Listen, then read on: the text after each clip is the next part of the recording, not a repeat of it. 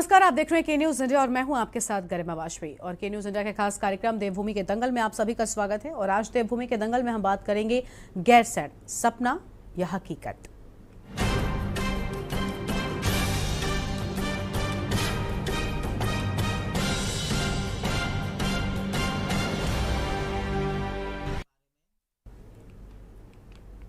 तो इस पर विस्तार से बातचीत करें, लेकिन उससे पहले आपको सीधा उत्तर प्रदेश के लखनऊ लेकर चलते हैं, जहां पर मोदी सरकार के 8 साल पूरे होने पर मुख्यमंत्री योगी क्या कुछ कह रहे हैं वो सुनाते हैं। का 1.5 गुना एमएसपी अन्नदाता किसानों को प्राप्त हो, यह भी देखने को मिल रहा है। प्रधानमंत्री किसान सम्मान निधि में आपने देखा होगा कि 11 करोड़ 78 लाख किसान इस योजना से पूरे देश के अंदर लाभान्वित हो रहे हैं। और उत्तर प्रदेश के अंदर 2 करोड़ 55 लाख किसान इस योजना से जुड़ चुके हैं। 11वीं किस्त भी उन्हें अब कल प्रधानमंत्री जी के कर कमलों से 2 करोड़ 55 लाख किसानों को उत्तर प्रदेश को प्राप्त हो चुका है। और अब तक उत्तर प्रदेश के अंदर 47,397 करोड़ 48 लाख रुपए अन्नदाता किसानों के खाते में सीधे प्रधानमंत्री मोदी जी के कर कमलों से उपलब्ध हो चुका है। सॉयल हेल्थ कार्ड, हम सब इस बात को जानते हैं कि जो धरती माता हमें अन्न उपलब्ध कराती है, पूरी मानवता का पेट भरती है, उसके स्वास्थ्य के परीक्षण की कभी चिंता नहीं की गई। 2014 में प्रधानमंत्री मोदी जी ने सॉयल हेल्थ कार्ड की अनिवार्यता को लागू किया। देश के अंदर 23 करोड़ सॉयल हेल्थ कार्ड जारी किए गए और उत्तर प्रदेश के अंदर 3 crore 76 lakh soil health card Uttar Pradesh के अन्नदाता किसानों को उपलब्ध करवाया गया। न्यूनतम समर्थन मूल्य यानी एमएसपी, अगर आप 2014-15 के सापेक्ष 2021-22 में देखेंगे तो धान की एमएसपी पूरे देश के अंदर 43% तथा गेहूं की एमएसपी में 39% की वृद्धि हुई है। उत्तर प्रदेश के अंदर 5 वर्षों में हम लोगों ने अन्नदाता किसानों से जो गेहूं क्रय किया, इसके बदले में 40,159 रुपये 40,159 करोड़ रुपए का भुगतान सीधे अन्नदाता किसानों को किया गया। और धान क्रय जो अन्नदाता किसानों से हुआ है, उसमें उन्हें 50,420 करोड़ रुपए का भुगतान अन्नदाता किसानों के खाते में डीबीटी के माध्यम से शासन ने सीधे भेजने का कार्य किया। देश के अंदर किसान क्रेडिट कार्ड में 3 करोड़ से अधिक नए आवेदन स्वीकृत हुए। तो इस दौरान उत्तर प्रदेश के अंदर 1 करोड़ 91 लाख किसान क्रेडिट कार्ड की सुविधा से लाभान्वित हुए। अगर हम प्रधानमंत्री कृषि सिंचाई योजना की बात देखेंगे, पूरे देश के अंदर 57,50,000 किसान इस योजना से लाभान्वित हुए। तो प्रधानमंत्री कृषि सिंचाई योजना का सर्वाधिक लाभ उत्तर प्रदेश ने लिया। बाण सागर की हमारी प्रदेश की परियोजना, अर्जुन सहायक परियोजना, सरयू नहर राष्ट्रीय परियोजना जैसी 20 बड़ी परियोजनाओं को प्रदेश सरकार ने 5 वर्ष के अंदर, जो वर्षों से यानी 4-4 दशक से 5-5 दशक से लंबित पड़ी हुई थी, केंद्र और प्रदेश सरकार ने मिलकर के इन्हें समयबद्ध ढंग से आगे बढ़ाने का काम किया। और इस दौरान उत्तर प्रदेश ने 21 लाख हेक्टेयर से अधिक भूमि को अतिरिक्त सिंचाई की सुविधा प्रधानमंत्री कृषि सिंचाई योजना के माध्यम से जो सहयोग हमें प्राप्त हुआ है, उसका लाभ भी हमें प्रदेश के अंदर उपलब्ध हुआ। प्रधानमंत्री फसल बीमा योजना में विगत 6 वर्षों के अंदर देश में 10 करोड़ 25 लाख से अधिक आवेदकों में से 1,20,000 करोड़ रुपए से अधिक के दावे उपलब्ध हुए हैं। और उत्तर प्रदेश में 2 करोड़ 46 लाख किसान जो बीमित हुए थे, उन्हें 3,000 करोड़ रुपए की क्षतिपूर्ति का भी भुगतान उत्तर प्रदेश के अंदर अन्नदाता किसानों को उपलब्ध हुआ है। तो लखनऊ से आप तस्वीरें देख रहे थे। मुख्यमंत्री योगी आदित्यनाथ को आपने सुना, जहां पर मोदी सरकार के 8 साल की उपलब्धियों को गिनाते हुए नजर आए हैं। और बीजेपी कार्यालय से आप देख रहे थे मुख्यमंत्री योगी आदित्यनाथ को, जहां पर मोदी सरकार के 8 सालों की उपलब्धियों को उन्होंने गिनाया है और साथ ही कई अहम बड़ी बातें कहते हुए इस दौरान वो नजर आए हैं। और अब सीधा आपको राजस्थान के चित्तौड़गढ़ लेकर चलते हैं, जहां पर पुलिस और आम जनता के बीच में झड़प हुई है। और ये तस्वीरें आपको हम दिखा रहे हैं, राजस्थान के चित्तौड़गढ़ की ये तस्वीरें हैं।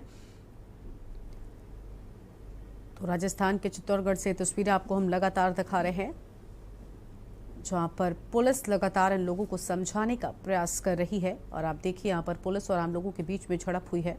बताया जा रहा है कि एक व्यक्ति की हत्या के बाद में यहाँ पर झड़प हुई है। बिल्कुल मौजूदा स्थिति बिल्कुल अभी शांतिपूर्ण है, क्योंकि हमारे जनप्रतिनिधि जो है उन सुबह से वो इस पे नज़र बना के रखे हुए हैं और किसी तरह की कोई स्थिति नहीं है। अभी थोड़ी देर में जो है वो शव का पोस्टमार्टम करा दिया जाएगा और आज कोशिश की जाएगी आज दाह संस्कार भी हो जाए। ठीक, आप हमें तफसीलात से बताओ, पहले तो घटनाक्रम क्या रहा? घटनाक्रम क्या रहा? हाँ, नहीं मतलब ये जो शासन आपसी प्रशासन से लगातार बातचीत हुई, अब आप सहमत हैं उनकी बातचीत से? उनकी बात से सहमत है। जो आपकी मांगे थी वो सारी मान ली? नहीं, मांगे जो मांगे प्रशासन के अलावा जो हमारी थी वो हो गई। ठीक है जी। और आप न्याय आप मानते हैं कि न्याय मिलना चाहिए? न्याय मिलना चाहिए, वो भी बात हमने रखी। न्याय भी मिलना चाहिए और जो हमने जो बात की नौकरी की उस प्रकार की जो भी सहायता सरकार द्वारा वो सभी की हमारे नियमों अनुसार हो गई। अब पोस्टमार्टम होगा? अब पोस्टमार्टम होगा। आज ही दाह संस्कार आ जाएगा? आज ही हो जाएगा? आज ही, हाँ, दाह संस्कार आज ही होगा। ठीक है साहब, ओके।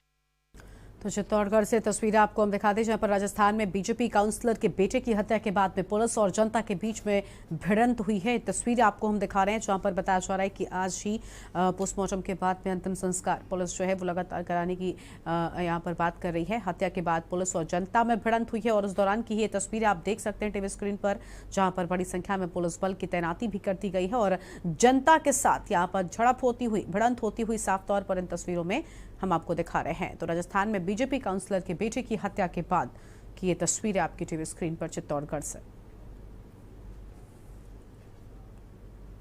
और अब वापस अपने कार्यक्रम में लौटते हैं। देवभूमि के दंगल में आज हम बात कर रहे हैं गैरसैंण, सपना या फिर हकीकत, क्योंकि उत्तराखंड बनने से पहले राज्य के लोगों ने जो आंदोलन अलग अलग राज्य की मांग को लेकर शुरू किया था, उस आंदोलन को 9 नवंबर साल 2000 में कामयाबी मिली। राज्य गठन के बाद देहरादून को अस्थायी राजधानी बना दिया गया, जबकि अलग राज्य की राजधानी के लिए गैरसैंण का नाम 60 के दशक में ही सामने आ गया था। लेकिन लंबे समय तक गैरसैंण केवल राजनीति का एक मुद्दा बनकर रह गया।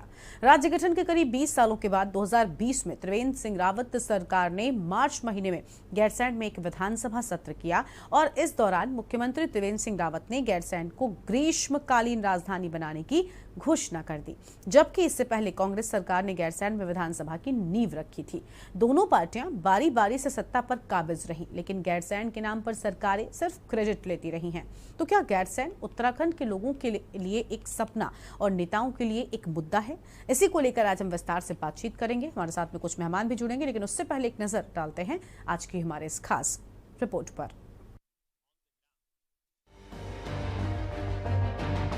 यह वह तारीख है जब लंबे समय से एक अलग पर्वतीय राज्य बनाने की मांग को लेकर केंद्र ने माना था और उत्तर प्रदेश से अलग एक नए राज्य का गठन हुआ था। दरअसल पर्वतीय क्षेत्रों में रहने वाले लोगों ने उत्तर प्रदेश में बनने वाली सरकारों का अपने क्षेत्रों के प्रति रवैया देखकर एक अलग पर्वतीय राज्य बनाने के लिए एक लंबा आंदोलन किया। देहरादून से लेकर दिल्ली तक पहाड़ों पर रहने वाले लोगों ने सड़कों पर प्रदर्शन भी किए। इन प्रदर्शनों पर संज्ञान लेते हुए केंद्र में उस समय की अटल सरकार ने उत्तर प्रदेश से एक राज्य के रूप में उत्तरांचल को बनाने की सहमति दी। केंद्र की सहमति के बाद उत्तरांचल राज्य का गठन किया गया, जबकि साल 2008 में उत्तरांचल का नाम बदलकर उत्तराखंड कर दिया गया और इसकी अस्थायी राजधानी देहरादून को बना दिया गया। गढ़वाल और कुमाऊं के सेंटर में पढ़ने वाले गैरसैंण का नाम राजधानी के लिए 60 के दशक में वीर चंद्र सिंह गढ़वाली के आगे किया था और इसी दौरान उत्तराखंड राज्य के लिए जब आंदोलन किया जा रहा था, उस समय गैरसैंण को ही राज्य की प्रस्तावित राजधानी माना गया था। धीरे धीरे यह मुद्दा लोगों की भावनाओं से जुड़ गया, लेकिन शायद स्थानीय नेताओं के लिए यह मात्र एक चुनावी मुद्दा ही था। यही कारण है कि ग्रीष्मकालीन राजधानी बनाने के लिए उत्तराखंड के स्थानीय नेताओं को करीब 20 साल लग गए और इन 20 सालों में भी गैरसैंण को मात्र अस्थायी राजधानी घोषित किया गया है। भारतीय जनता पार्टी की पिछली त्रिवेंद्र रावत सरकार ने यह ऐलान किया था, इसलिए भाजपा ग्रीष्मकालीन राजधानी बनाने का क्रेडिट अपनी सरकार को देती है। यही नहीं, ग्रीष्मकालीन राजधानी बनने के बाद भी सरकार गर्मियों में विधानसभा सत्र गैरसैंण में नहीं करा रही है। हालांकि इस पर बीजेपी अपना तर्क भी दे रही है। भारतीय जनता पार्टी गैरसैंण को ग्रीष्मकालीन राजधानी बनाने की दिशा में तेजी से काम कर रही है और हमने वहाँ सत्र भी किए हैं। वर्तमान सत्र भी वहीं होना था, लेकिन यात्रा के चलते इस सत्र को देहरादून में किया जा रहा है। और मैं याद दिला दूं कि श्री हरीश रावत तो पूरे उत्तराखंड के लोगों से कह रहे थे कि यात्रा के दौरान कृपया उत्तराखंड के चारधाम की यात्रा ना करें, और इसी कारण से जब ये सत्र का स्थान बदला गया तो हरीश रावत जी इसके विरोध में बोलने लगे हैं। तो ये केवल उनकी राजनीति है। जहाँ तक विकास का सवाल है तो 25,000 करोड़ रुपए का बड़ा प्रोजेक्ट जो है गैरसैंण के लिए तैयार किया गया और उस पर काम तेजी से चल रहा है। अब कांग्रेस को विकास दिखाई नहीं देता तो कांग्रेस का दृष्टि दोष है। उत्तराखंड के ग्रीष्मकालीन राजधानी गैरसैंण में भाजपा की सरकार ने आखिरी बार विधानसभा सत्र चलाया था और इसी दौरान सरकार के मुखिया त्रिवेंद्र रावत ने गैरसैंण को अस्थायी ग्रीष्मकालीन राजधानी बनाने का ऐलान किया था। भाजपा इस पर खुद को क्रेडिट देती है, लेकिन यह सच भी है कि गैरसैंण में विधानसभा भवन बनाने की शुरुआत कांग्रेस की हरीश रावत सरकार के समय पर हुई थी। यही नहीं, कांग्रेस पार्टी ने गैरसैंण में टेंट लगाकर विधानसभा सत्र भी चलाया था। कांग्रेस सरकार ने जो स्ट्रक्चर अपनी सरकार के कार्यकाल के दौरान बनवाया था, गैरसैंण में अभी भी स्ट्रक्चर बना हुआ है। यानी भाजपा सरकार ने घोषणा तो की, लेकिन सरकार ने गैरसैंण में कोई भी ऐसा स्ट्रक्चर तैयार नहीं किया। यही कारण है कि अब चारधाम यात्रा का बहाना बनाकर सरकार गर्मियों में होने वाले बजट को देहरादून में ही कर रही है। फिलहाल में जो है वो गैरसैंण से भागने का काम उन्होंने किया है।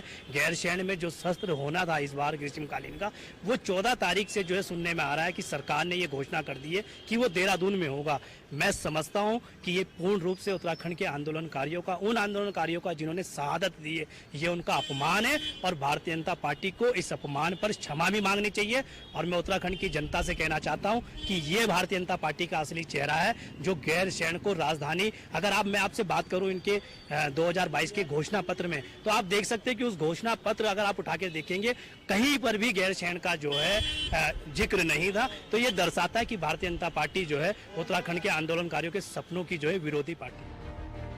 शायद भाजपा और कांग्रेस जनता से जुड़े इस भावनात्मक मुद्दे को केवल मुद्दा बनाकर चुनावों में इस्तेमाल करना चाहती है। यही कारण है कि कांग्रेस हरीश रावत सरकार के बनाए गए स्ट्रक्चर पर अपनी पीठ थपथपा आती है और भाजपा गैरसैंण को ग्रीष्मकालीन राजधानी घोषित करने पर अपनी सरकार की उपलब्धियां गिनाते हैं। जबकि यह एक बड़ा सच है कि राज्य में कई बड़े नेता राज्य गठन के 22 साल बीत जाने के बाद सत्ता पर काबिज होते हुए भी उत्तराखंड को एक स्थायी राजधानी नहीं दे पाए। के न्यूज़ इंडिया के लिए ब्यूरो रिपोर्ट, देहरादून।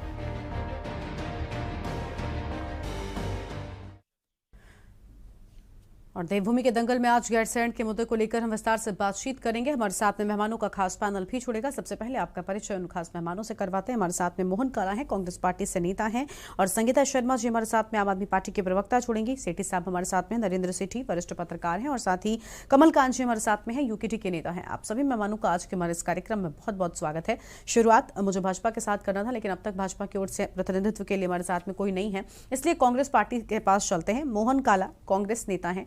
मोहन जी, आप बताइए, कांग्रेस पार्टी की ओर से स्ट्रक्चर बनवाया गया था, हालांकि बीजेपी ने घोषणा की, उन पर काम कुछ नहीं किया, लेकिन स्ट्रक्चर ही आपने भी बनवाया। स्थायी काम आखिर गैरसैंण को लेकर किसी पार्टी ने क्यों नहीं किया? और आप ये बहाना भी नहीं दे सकते कि आप सत्ता में नहीं रहे। आप दोनों को बराबरी का मौका लगभग मिला, बावजूद इसके गैरसैंण को किनारा आखिर क्यों किया गया?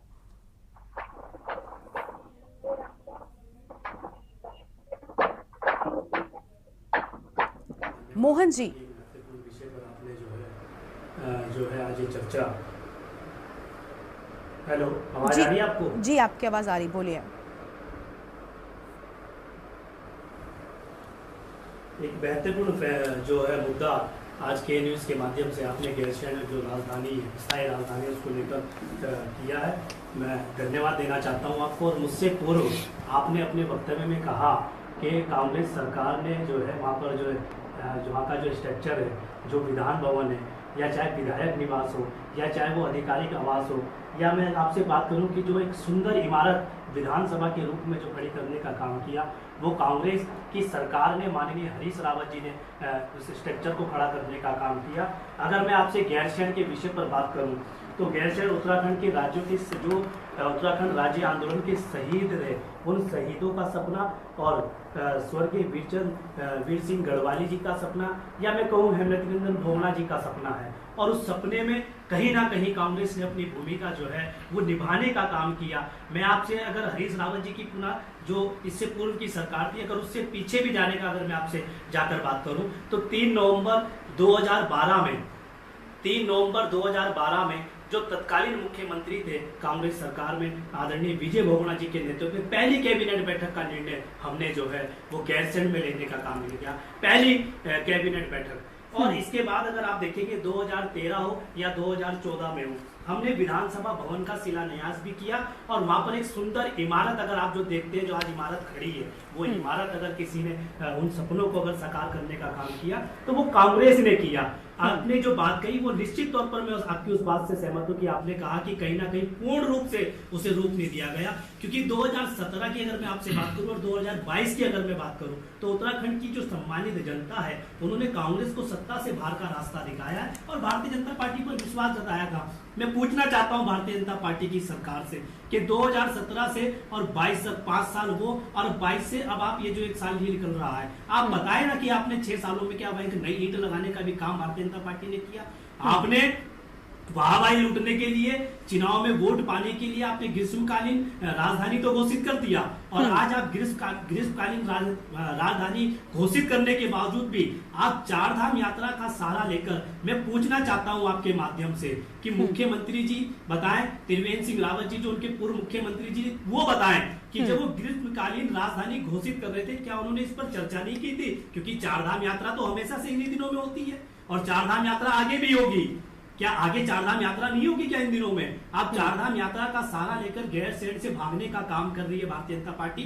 वो इसलिए भागने का काम कर रही है क्योंकि आपके पास आज जवाब नहीं है। जवाब से वहां गैरसैंण की जनता, उत्तराखंड के आंदोलनकारी, उत्तराखंड की सम्मानित जनता जब आपसे पूछेगी तो आपके पास बताने के लिए ये नहीं होगा कि आपने एक नई ईंट लगाने का काम किया। अगर मैं आपसे बात करूं 2013 और 14 में विधानसभा से शिलान्यास की बात करूं, अगर 2014 में मैं आपसे बात करूं कि 3 दिवसीय पहला विधानसभा का जो सत्र है 3 दिवसीय टेंट में, जैसा कि अभी आपने खुद कहा कि टेंट में, तंबू में लगाने का काम अगर वहां पर किया तो कांग्रेस ने किया। उसके बाद अगर आप देखें 2016 में भी वहां पर जो है सत्र लगाने का अगर काम किया तो कांग्रेस ने किया। और यही नहीं, अगर आप देखेंगे तो गैरसैंण को नगर पंचायत बनाने का काम भी कांग्रेस ने किया है। और उसके बाद अगर आप देखें भारतीय जनता पार्टी की इस 2017 से 22 तक के कार्यकाल में एक नई ईंट लगाने का काम इन्होंने नहीं किया। ये आज फिर साबित हुए, इसलिए गैरसैंण से 4 धाम यात्रा का लेकिन मोहन साहब, ईंट लगाने से भी क्या फायदा? क्योंकि अगर ग्रीष्मकालीन जिसको बनाया गया, अगर ग्रीष्मकालीन सत्र भी वहां पर नहीं हो पा रहा है, वो स्ट्रक्चर खड़ा का खड़ा रहेगा ना, वो तो सिर्फ एक बिल्डिंग कहलाएगा। अगर वहां पर न तो कार्यवाही होगी, न सत्र होगा, और अस्थायी तो वो वैसे भी नहीं है। तो मुझे लगता है जब तक उस पर परमानेंट मोहर नहीं लग जाती तब तक उसको सिर्फ हम स्ट्रक्चर मानेंगे। ईंट कोई भी लगा दे, ठीक है, आपने स्ट्रक्चर का काम किया, उन्होंने घोषणा कर दी, लेकिन उसका हुआ क्या? वो अब तक सपना का सपना ही बना हुआ है ना, तो ये बड़ी बात है। खैर, संगीता शर्मा जी हमारे साथ में आम आदमी पार्टी की प्रवक्ता हैं। संगीता जी, आप किसको जिम्मेदार मानती हैं? मोहन जी आपके पास आएंगे। मोहन जी आपके पास वापस लौटेंगे, अभी और मेहमान हैं उनको जोड़ते हैं। संगीता जी आप बताइए किसको जिम्मेदार मानती हैं आप? क्योंकि हमने देखा कि आपने देखा ग्रीष्मकालीन सत्र गैरसैंण में होना था, लेकिन सरकार कह रही है कि 4 धाम यात्रा चल रही है, इसकी व्यवस्थाओं का दबाव है, अन्य कई वजह जो हैं वो सामने आ रही हैं। आपको लगता है कि क्या यही वजह है? क्योंकि ग्रीष्मकालीन सत्र गैरसैंण में होना था, गैरसैंण को अब तक अस्थायी राजधानी के रूप में हम देख रहे हैं, ऐसा क्यों इसको अस्थायी राजधानी के रूप में नहीं बनाते? देखिए, ये दोनों ही सरकारें इसके लिए जिम्मेदार हैं, क्योंकि उत्तराखंड ने इन दोनों ही सरकारों को मौका दिया है पिछले 22 वर्षों में। तो कितने दुर्भाग्य की बात है कि 22 वर्ष बीत जाने के बाद भी उत्तराखंड को एक स्थायी राजधानी नहीं मिल पा रही है। और ये दोनों ही सरकारें हर बार चुनाव में इसे लेकर के आती हैं और इसके नाम पर वोट लेती हैं। अगर हम 2017 का घोषणा पत्र उठा करके देखें तो भाजपा ने उसमें गैरसैंण को स्थायी राजधानी बनाने की बात कही थी और 2022 के घोषणा पत्र से वो गायब हो चुका था। तो हर बार वोट मांगने के लिए इस मुद्दे को लेकर के आना कि स्थायी राजधानी बनाएंगे और उसके बाद उसे भूल जाना, तो ये दोनों ही सरकार की नाकामियां हैं और इनकी कथनी और करनी का फर्क है। सोचना चाहिए कि जो दो राज्य हमारे साथ बने थे उनकी स्थायी राजधानी है, तो उत्तराखंड क्यों ऐसा है कि जिसको एक स्थायी राजधानी आज तक नहीं मिल पा रही। तो ये सरकारें किस तरह का कार्य कर रही हैं जो आज तक यही होता आया है कि गैरसैंण में सत्र करेंगे। और अभी भी बीजेपी ने ये कहा, क्योंकि उपचुनाव था, कि हम स्थायी राजधानी बनाएंगे। पहले इन्होंने कहा 17 में, फिर 2022 में गायब, और फिर अभी ये बात हुई कि हम वहां बजट सत्र करेंगे, और अब कहां हो रहा है, देहरादून में। तो भाई चारधाम यात्रा भी हर बार होगी और हमारे जो सत्र हैं विधानसभा के वो भी चलेंगे। तो भाजपा सरकार को अब सोचना चाहिए कि इस पर एक फैसला ले और इसको अमली जामा पहनाए और एक स्थायी राजधानी उत्तराखंड को है। ठीक है। कमलकांत जी हमारे साथ में। कमलकांत जी यूकेडी के नेता हैं। कमलकांत जी, यूकेडी ने तो बड़ी लड़ाई उत्तराखंड के लिए लड़ी है। आप बताइए जिम्मेदार कौन है आखिर गैरसैंण की इस हालत का? क्योंकि ग्रीष्मकालीन राजधानी वो है पहले से, भले स्थायी ना हो, तो ग्रीष्मकालीन सत्र भी आखिर वहां पर क्यों संपन्न नहीं करवाया जा रहा है? देखिए, आपको विदित होगा कि 4 मार्च 2019 को त्रिवेंद्र सिंह रावत जी ने ये घोषणा की थी, स्थायी राजधानी, ग्रीष्मकालीन राजधानी की घोषणा की थी। लेकिन ये जो घोषणा की गई थी, इसको बनाने के लिए उसमें महत्वपूर्ण योगदान मेरा था, क्योंकि जो वो की गई थी उसके लिए हमने 1 साल तक, मैंने और मेरे कई सदस्य जो ने 1 साल तक वहां पर धरना दिया था। तब उसके माध्यम से ये ग्रीष्मकालीन राजधानी बनी थी। 1 साल लगातार हम उस धरने पर रहे, तब दबाव के कारण सरकार ने, त्रिवेंद्र सिंह रावत जी ने वो राजधानी बनाई थी उसमें। लेकिन जब बन गई उसके बाद सरकार ने ग्रीष्मकालीन के बाद भी सत्र किया था। लेकिन अब 4 धाम की यात्रा का वो बहाना बनाकर वो बार उसको भुलाना चाह रही है। पता नहीं, मेरे समझ में नहीं आ। जब भारतीय जनता पार्टी से जब तक उससे आप मांग करके कोई मांग कर ना करो, वो किसी भी बात को मानती नहीं है। तो जब राजधानी वहां बन चुकी है ग्रीष्मकालीन, तो सरकार को वहीं बनाना चाहिए था। लेकिन राज्य का जो सपना है हमारा था ग्रीष्मकालीन राजधानी क्या स्थायी राजधानी का था, लेकिन वो घोषणा ग्रीष्मकालीन का 2019 की गई थी, जब हम लगातार धरने में बैठे थे 1 साल तक। तो वो बनाने के बाद अब फिर पता नहीं सरकार क्या सोचना चाह रही है, कि क्या करना चाहती है, मुझे आज भी नहीं पता चला कि फिर क्यों बंद कर रही है। ठीक है, संजीव वर्मा जी हमारे साथ में जुड़ चुके हैं, भारतीय जनता पार्टी के नेता हैं। संजीव जी, आपका बहुत स्वागत आज की हमारी चर्चा में। संजीव जी, आज गैरसैंण को लेकर आज हम चर्चा कर रहे हैं। सबसे बड़ा सवाल तो मैं आपसे ही पूछना चाहती हूँ कि आखिर ये सपना है या हकीकत है? कभी स्थायी राजधानी के रूप में गैरसैंण को हम देख पाएंगे?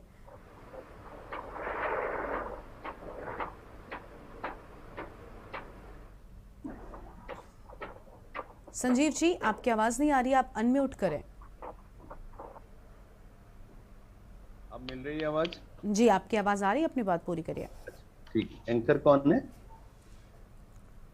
जी, गरिमा मैं गरिमा आपके साथ हूँ। हाँ जी जी गरिमा जी, देखिए, भारतीय जनता पार्टी ने अपना जो 2017 का हमारा संकल्प पत्र था, उसमें हमने जनता से वायदा किया था कि भारतीय जनता पार्टी अस्तित्व में आएगी, भारतीय जनता पार्टी सत्ता में आएगी तो हम ग्रीष्मकालीन राजधानी बनाएंगे। और भारतीय जनता पार्टी ने अपना वायदा पूरा किया और ग्रीष्मकालीन राजधानी बनाने का कार्य हमने किया, उसकी हमने घोषणा करी। साथ ही 25,000 करोड़ का एक बड़ा बजट वहाँ की पूरे इंफ्रास्ट्रक्चर के डेवलपमेंट के लिए भारतीय जनता पार्टी ने प्रोवाइड किया, जो आने वाले वर्षों के लिए भी उसका एक कॉर्पस फंड के रूप में हम लोगों ने एक व्यवस्था करके रखी है। और आने वाला जो समय है, हम समय समय पर वहाँ चाहे पानी की व्यवस्था हो, चाहे रोड्स की व्यवस्था हो, चाहे वहाँ पे आवास की व्यवस्था हो, ऑफिसेस की व्यवस्था हो, ताकि एक प्रॉपर पूरा स्ट्रक्चर जो एक ग्रीष्मकालीन राजधानी के लिए, सचिवालय के लिए, जो वहाँ का जितना स्टाफ यहाँ से जाएगा, उनके रहने की, खाने की और पूरी तमाम व्यवस्थाओं के लिए एक अच्छा इंफ्रास्ट्रक्चर बन जाए, उसके लिए भी सरकार ने व्यवस्था करी। बात रही इस बार हमने जो अभी सत्र होने जा रहा है वह देहरादून में क्यों रखा? तो आप गरिमा जी, मैं आपको बताना चाहता हूँ, देखिए इस समय 4 धाम यात्रा अपने चरम पर है और हजारों लाखों श्रद्धालु देश के कोने कोने से और विदेशों से भी एक अपनी अटूट आस्था लिए चारों धामों की ओर अग्रसर है और पूरे 4 धाम रूट पर पूरी बहुत भीड़ भाड़ वाला इस समय एक वातावरण बना हुआ है। और यदि हम इस समय ग्रीष्मकालीन राजधानी गैरसैंण में यदि सत्र को हम आहूत करते तो मैं सोचता हूँ कि 4 धाम यात्रा में खलल पड़ने की एक बड़ी संभावनाएं हैं। और क्योंकि 4 धाम यात्रा हमारे जो जितना यात्रा रूट है और हमारा जितना पर्वतीय क्षेत्र है वहाँ की एक लाइफलाइन है, वहाँ के लोगों की आर्थिकी का एक बहुत बड़ा स्रोत है। क्योंकि 5-6 महीने जब तक ये यात्रा चलती है उस समय तक वे लोग अपना पूरे साल भर का जीवन यापन का पूरा एक आर्थिक जो रोजगार का एक बड़ा साधन उसके रूप में इसको देखते हैं। यदि हम वहाँ पे सत्र करते हैं तो इसमें कहीं ना कहीं हम एक तरह से उनकी आर्थिकी को लेकर एक थोड़ा सा व्यवधान पैदा करना वाली बात होगी, जो सरकार नहीं चाहती कि ऐसे समय पे उनके रोजगार में स्वरोजगार में किसी प्रकार का। ठीक है, वैसे तो संजीव जी आपने जितना कुछ बोला उसके बाद बहुत सारे सवाल मेरे मन में हैं जो मैं आपसे ही करना चाहती हूँ, लेकिन खैर एक छोटा सा ब्रेक के लिए फिलहाल यहाँ पर रुकना पड़ रहा है। कहीं मत जाएगा, देवभूमि के दंगल में हम गैरसैंण को लेकर विस्तार से बातचीत करें। एक छोटा सा ब्रेक, जल्द लौटेंगे।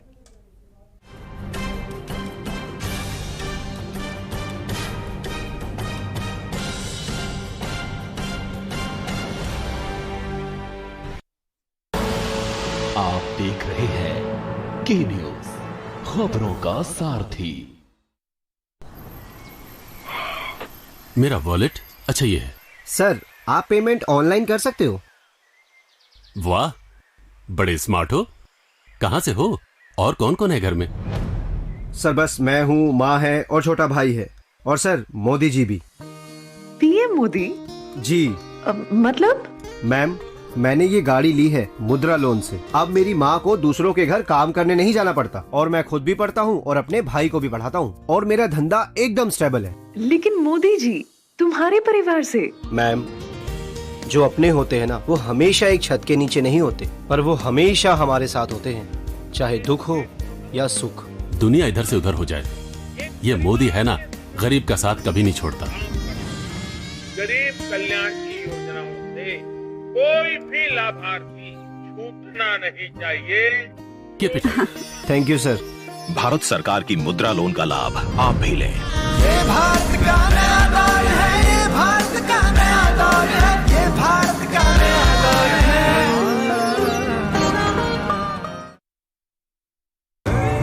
देखें कौन नया खिलाड़ी आया है, समझा देते हैं, प्यार से समझाएंगे। ये तो अपनी जुबान है। जुबान एक हो तो दिल भी एक होने चाहिए। विमल, बोलो जुबान केसरी।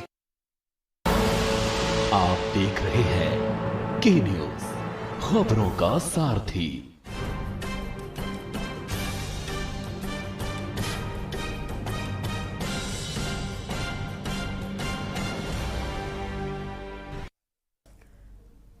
ब्रेक के बाद देवभूमि के दंगल में आप सभी का स्वागत है। आज हम बात कर रहे हैं गैरसैंण को लेकर। हमारे साथ में मेहमानों का खास पैनल भी लगातार मौजूद है और नरेंद्र सेठी साहब के साथ में चलते हैं। सेठी साहब, अभी आपने सुना संजीव वर्मा जी जब बोल रहे थे तो आप काफी तेज से मुस्कुराने भी लगे। वैसे कई बड़ी बातें उन्होंने बोली और 3 बड़ी वजह उन्होंने दी है गैरसैंण में इस बार बजट सत्र न कराने के लेकर, और वो थी इंफ्रास्ट्रक्चर, 4 धाम, नुकसान व्यवसायियों को जो नुकसान होने वाला, ये उनकी ओर से बड़ी वजह दी गई थी।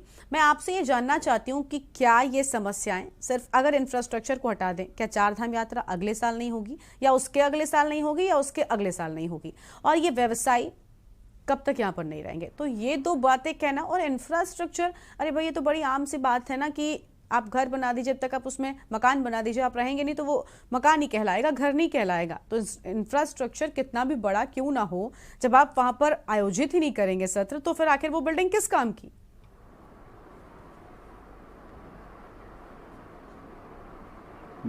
बिल्कुल बिल्कुल गरिमा जी, आपने जो बात कही मकान और घर, क्या खूब बात कही आपने, मजेदार बात, जिसको कहते हैं कि में बहुत सारे लोग बहुत सारे मकान बना लेते हैं, लेकिन घर बनाने में जिंदगी बीत जाती है।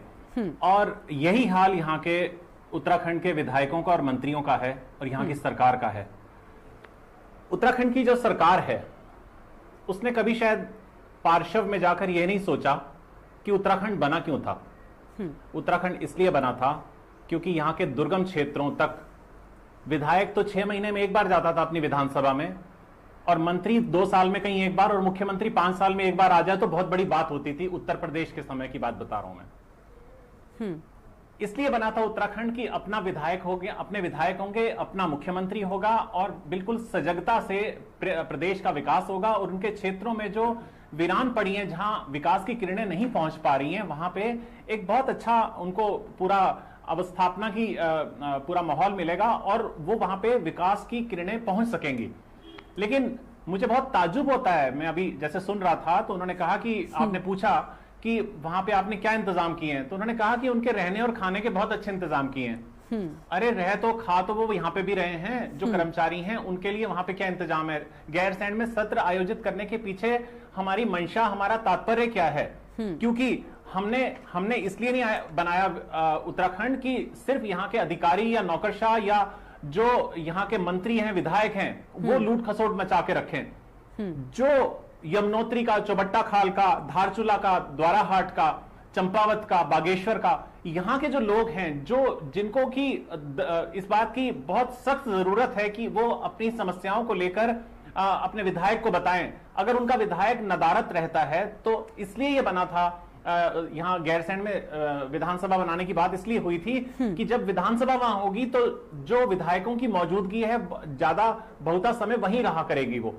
और उसके लिए अगर इस तरीके की बात आएगी कि श्रद्धालु आ रहे हैं और वो श्रद्धालु डर जाएंगे ये सत्र को देखकर, तो बड़ा अजीब सा वक्तव्य है कि अगर सत्र के दौरान उनका आवागमन होगा सत्र में सत्र संचालन के लिए, तो ये बड़ी हास्यास्पद सी बात थी। और अब वहां पे जिस तरीके का इंतजामात चाहे कांग्रेस ने किए चाहे भाजपा ने किए, मंशा ये है कि आप गैरसैंण को कम से कम ऐसी नजीर बना दीजिए कि देहरादून का आदमी भी जाने के लिए मजबूर हो जाए। वो कहे कि मुझे अगर ग्रीष्मकालीन सत्र के दौरान या उस अवधि के दौरान मुझे कोई काम कराना है और मेरा विधानसभा से संबंधित कोई काम है तो मुझे गैरसैंण में जाना पड़ेगा। ये नहीं कि गैरसैंण उठ के देहरादून आ जाएगा। तो ये सहूलियत या पिकनिक के लिए राजधानी नहीं बनी, राजधानी बनी है डेवलपमेंट के लिए बनी है। राजधानी इसलिए बनी है क्योंकि जो उत्तराखंड वासी जिन्होंने अपनी शहादतें दी, जिन्होंने कुर्बानियां दी, लाठियां डंडे खाए, गोलियां खाई, जेलों में गए, उन्होंने इसलिए राजधानी बनवाई है कि हमें अपनी माताओं बहनों के लिए यहाँ पे सुरक्षित वातावरण मिले, उनके नौजवानों को शिक्षा मिले, रोजगार मिले और वो यहाँ पे समृद्ध उत्तराखंड का विकास करने में सहायक हों। और ये अगर ये सोचें कि हमारे अधिकारी कैसे पहुंचेंगे और हमारे वहां पे खाने वाने की व्यवस्था क्या होगी, तो ये बहुत शर्मिंदगी वाली बात है। और सबसे बड़ी बात कैसे पहुंचेंगे, आप तो खुद कह रहे हैं कि आपकी सड़कें बहुत अच्छी हैं, आपके पास सारे व्यवस्था है, सारे इंतजाम हैं, स्ट्रक्चर तो पहले ही कांग्रेस ने बना दिया है, घोषणा आपने कर दी थी। समस्या क्या है? इंफ्रास्ट्रक्चर क्या इतना ज्यादा मैटर करता है? और इतना स्ट्रक्चर तो वहां पर बना हुआ है ना। अगर आप एक बार वहां पर सत्र पहले कर चुके हैं तो ऐसा तो नहीं कि व्यवस्थाएं नहीं है। और दूसरी बात संजीव जी, आपने कहा कि चारधाम यात्रा कोई पहली बार थोड़ी ना हो रही है, चारधाम यात्रा होती आई है और आगे भी होती रहेगी, तो ये वाला बहाना भी आपको चलने नहीं वाला है। बाकी जो व्यवसायियों को नुकसान की बात आप कह रहे हैं, आप कितनी संख्या में इस बजट सत्र में विधायक जाएंगे, उत्तराखंड में कितनी सीटें, कितने विधायक हैं, तो कम से कम ये वजहें तो पर्याप्त नहीं मुझे लगती हैं ये कहने के लिए कि गैरसैंण में हम सत्र इस वजह से नहीं कर रहे हैं। जो वजह आपने दी ना, ये बिल्कुल भी ठीक नहीं है। आपको लगता है कि इन वजहों से जनता ये बात समझ पाएगी कि हाँ ये वाकई में इन तर्कों के साथ में आप आगे बढ़ेंगे, तो कैसे विश्वास करेगी जनता आप पर? गरिमा जी देखिए, हाँ, पिछले 2 साल हमारे पूरी तरह से कोरोना की भेंट चढ़ गए और चार धाम का हमारा जितना भी जो लोग अपनी लाइफलाइन के रूप में देखते हैं उसको, जिनका पूरा रोजगार चार धाम के ऊपर पूरी तरह से टिका हुआ है, तो ऐसे लोगों का रोजगार बहुत बुरी तरह से प्रभावित हुआ। और 2 साल के बाद जो एक बैकलॉग यदि हम बोलें तो मैं सोचता हूँ जितने यात्री बहुत पहले से एक प्लानिंग बनाए हुए थे कि हम यात्रा पे जाएंगे, और 2 साल के बाद जैसी यात्रा आरंभ हुई तो मतलब एक जितना नंबर एक सामान्य तौर पे आया करता था उस नंबर से कहीं ज्यादा नंबर श्रद्धालुओं के इस बार आए हैं। तो ऐसे में सरकार किसी भी तरीके से चारधाम यात्रा में किसी प्रकार की भी कोई व्यवस्था, लेकिन संजीव जी इससे सत्र का असर यात्रा पर कैसे और क्यों पड़ेगा, मैं ये भी जानना चाहती हूँ। आप मुझे प्लीज समझाइए, क्योंकि मुझे ये बात आपकी समझ में नहीं आ रही है, क्योंकि शायद हो सकता है मुझे पता ना हो कि क्या असर पड़ने वाला है। अगर आप व्यवसायियों के भले के बारे में सोच रहे हैं तो ठीक है, मैं कहती हूँ ये अच्छी बात है, लेकिन प्लीज मुझे भी समझाइए, क्योंकि अगर मैं नहीं समझ पा रही हो सकता है हमारे दर्शक भी इस बात को ना समझ पा रहे हो। गरिमा जी देखिए, सत्र जिस समय होता है तो हमारे जितने ब्यूरोक्रेट्स हैं, जितने कर्मचारी हैं, अधिकारी हैं, जितना हमको यहाँ से फाइलिंग है और चीजें हैं, एक हमारे विधायक हैं और तमाम उनका स्टाफ है, एक बहुत बड़ा अमला साथ साथ उनके चलता है। और जो हमारा यात्रा रूट है और चारधाम वाला जो हमारा यात्रा, ठीक है, यानी आप कहना चाहते हैं कि आवाजाही, संजीव जी आप यही कहना चाहते हैं ना कि आवाजाही आवागमन जो है वो बहुत ज्यादा बढ़ जाती, जिससे चारधाम यात्रियों को जो है वो परेशानी होगी। लेकिन संजीव जी एक बात और मुझे बताइए कि चारधाम यात्रा अगले साल नहीं होगी, यानी हम ये अभी से मान लें कि ग्रीष्मकालीन सत्र में जो भी होगा, ग्रीष्मकालीन राजधानी गैरसैंण में जब भी चारधाम यात्रा होगी तो कोई सत्र होने नहीं वाला, हम ये मान लें? क्योंकि आप कह रहे हैं भाई आवाजाही बढ़ेगी, नो डाउट बढ़ेगी, हम भी इस बात को मान रहे हैं आपके कहे मुताबिक, लेकिन इससे हम ये कैसे माने कि आगे चलकर गैरसैंण में कभी आप सत्र आयोजित करा भी पाएंगे? बिल्कुल होगा गरिमा जी। देखिए, मैंने कहा इस बार ओवरलोड है एक तरह से, और आगे अगला साल जो होगा सरकार पूरी तरह से उसके लिए व्यवस्था करके रखेगी। और अभी ये नहीं है कि एक ही सत्र हो रहा है, अभी बीच में और भी सत्र होंगे और सरकार अपने हिसाब से पूरी तरह से उसकी व्यवस्था करेगी। अभी हमारे जो ऑल वेदर रोड्स बन रहे हैं लगभग 80% उस पे काम पूर्ण हो चुका है। अभी जो हमारा कर्णप्रयाग रेल परियोजना लगभग तैयार होने वाली है, और मैं सोचता हूँ ये सारी सेठी साहब उनको सुन लेते हैं, इन सब से आवागमन थोड़ा सा आसान होने वाला है।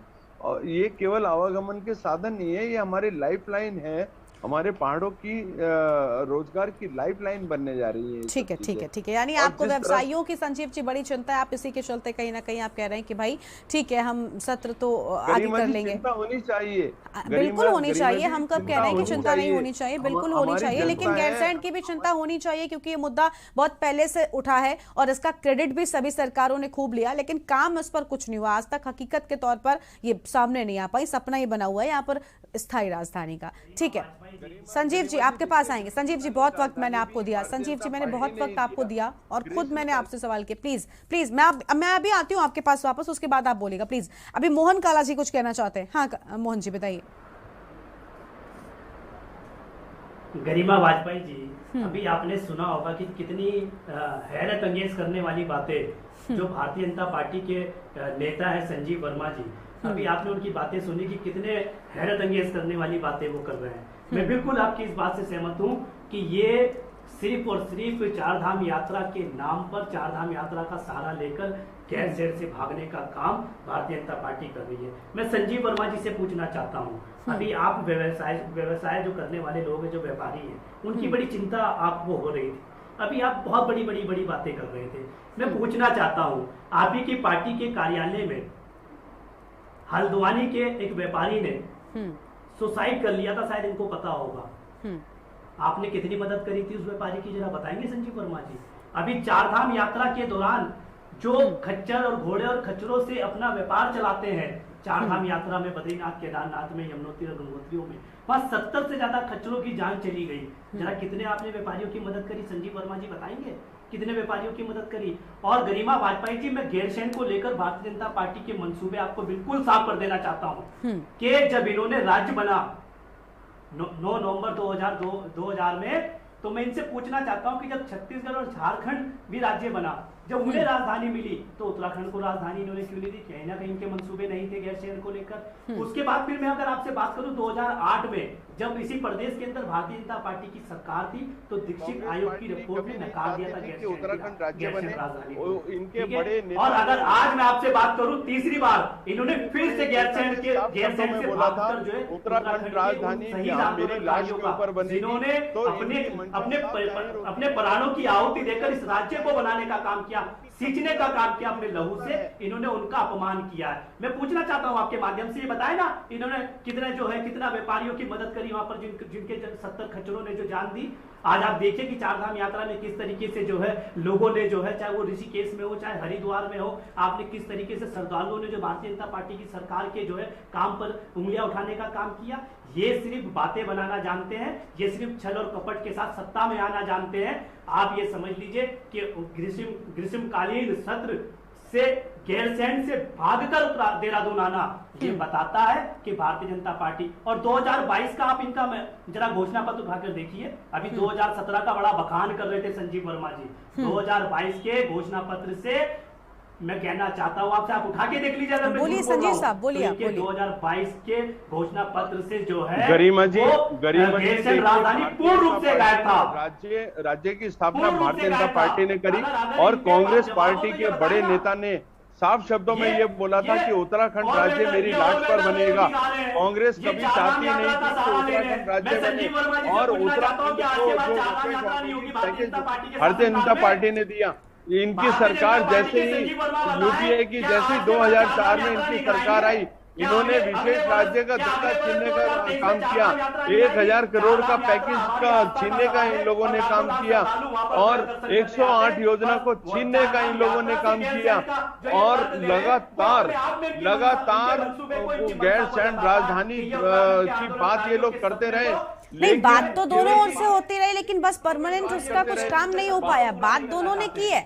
बात अगर देखिए, अगर कांग्रेस ने स्ट्रक्चर बनाया ना, तो संजीव जी घोषणा तो त्रिवेंद्र सिंह रावत ने भी की थी, लेकिन अब तक उसको अस्तित्व में वो पूरी तरह से आ नहीं पाई। सवाल यही उठ रहा है ना कि आप दोनों लोग क्रेडिट लूटते रहे हैं, थोड़ा आपने काम कर दिया, थोड़ा आपने काम कर दिया, लेकिन पूरा काम कब होगा?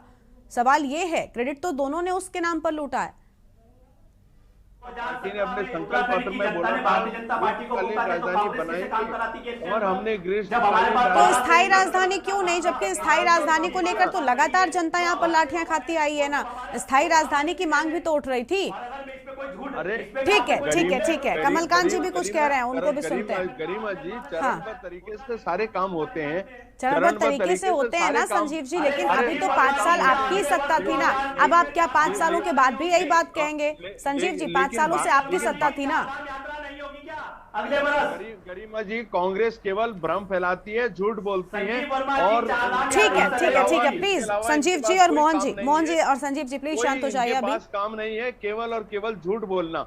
ये केवल घोषणाएं करते हैं, अमली जामा नहीं। घोषणा तो गैरसैंण को लेकर त्रिवेंद्र सिंह रावत ने आपकी पार्टी से मुख्यमंत्री रहे, उन्होंने भी की थी। उस घोषणा को पूरा आप कर देते। आप तो पूरा करने वाली पार्टी है, घोषणावीर आपकी भी पार्टी के मुख्यमंत्री कहलाते हैं। ऐसा नहीं है कि घोषणा सिर्फ कांग्रेस ने की है। कांग्रेस ने फिर भी स्ट्रक्चर खड़ा कर दिया। आप घोषणा करने के बाद भी वहां पर नहीं कर रहे हैं, और जो रीजन दे रहे हैं, क्या वो पहली बार है?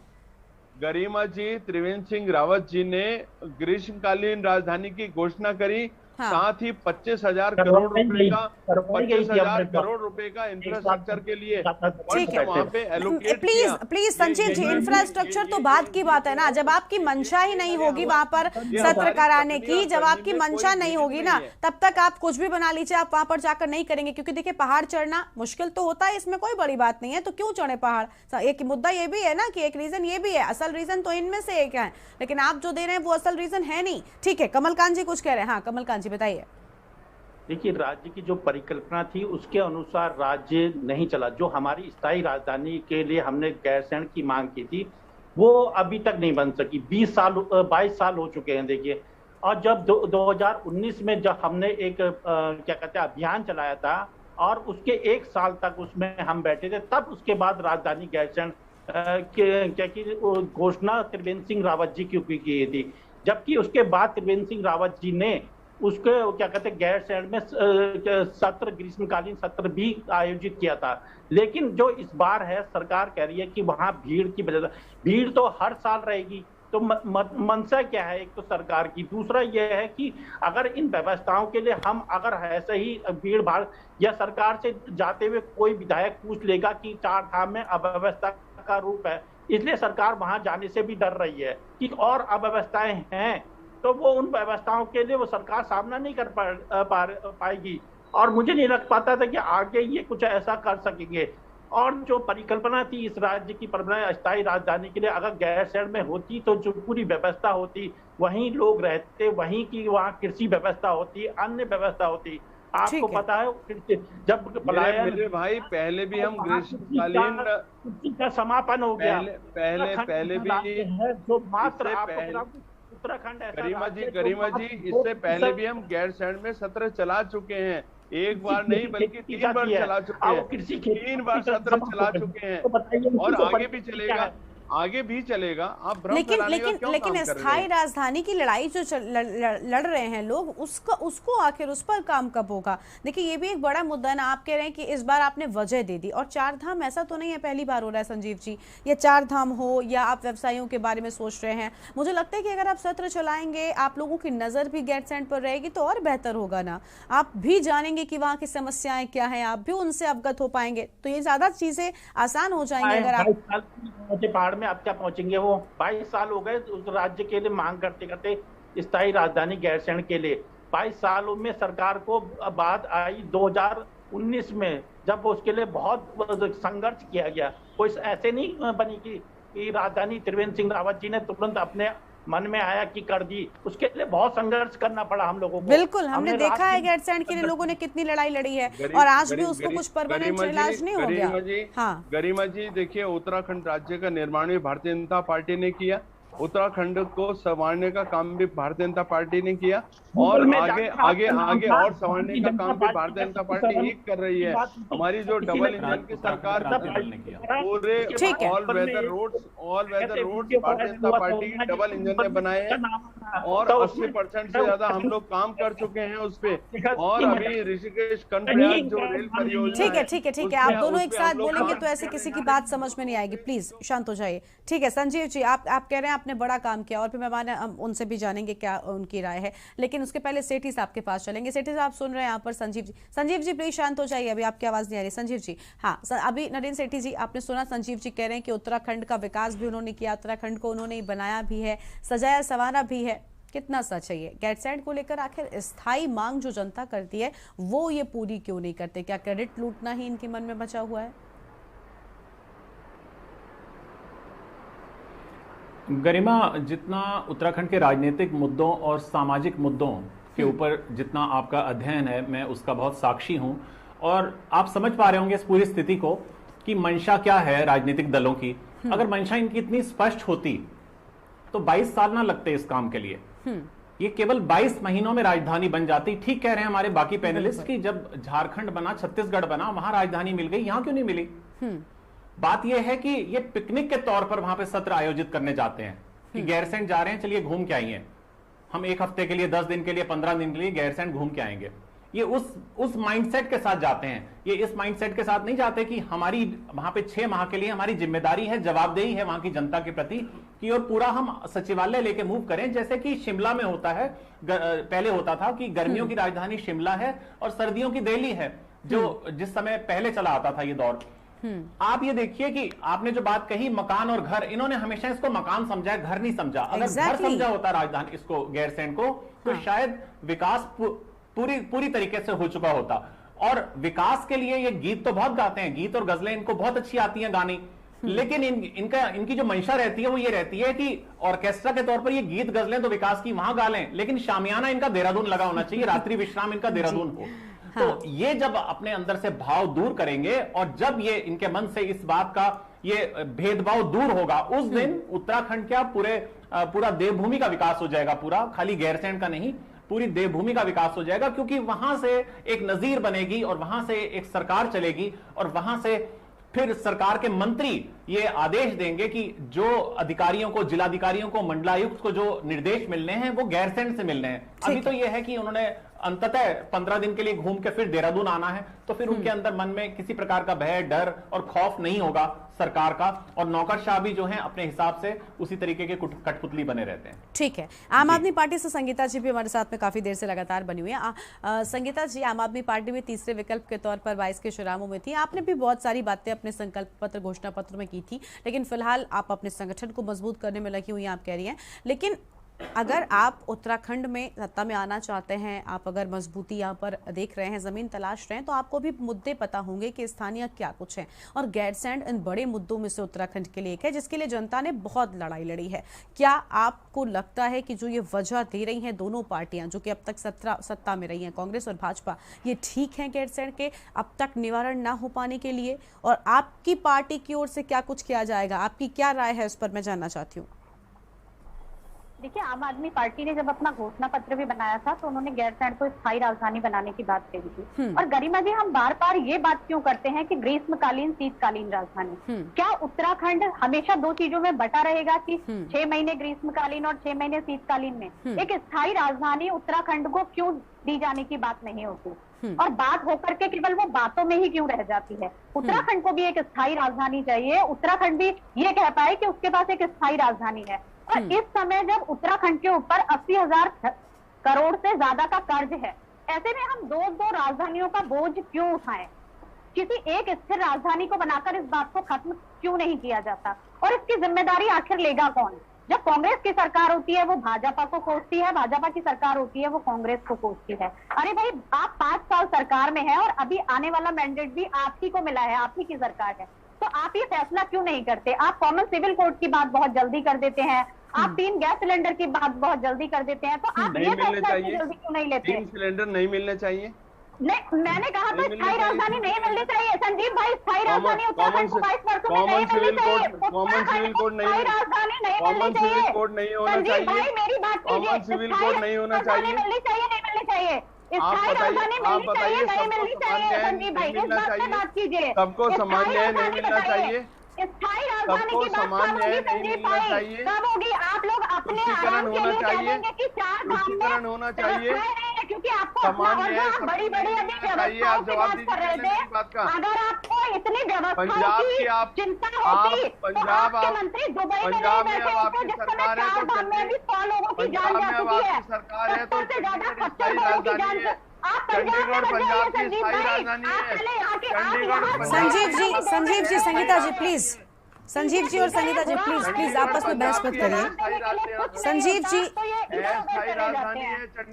संजीव जी, पंजाब पर नहीं, हम उत्तराखंड पर बात कर रहे हैं, आप गैरसैंण का निवारण करिए, पंजाब को छोड़ दीजिए। पंजाब पर जब हम चर्चा करेंगे ना, तब हम आदमी पार्टी से बेहतरीन जवाब लेंगे। लेकिन संजीव जी, हम यही चाहते हैं कि वो जनता जो गैरसैंण की लड़ाई लंबे वक्त से लड़ती आई है, उसको कहीं ना कहीं आपको उसके विषय में भी सोचना चाहिए। और जो वजह है, मुझे लगता है ये पूरी तरह से निरर्थक है, क्योंकि 4 धाम यात्रा होती आई है, हो रही है और आगे भी होती रहेगी। तो ऐसे में ये रीजन देना मुझे लगता है ठीक नहीं है।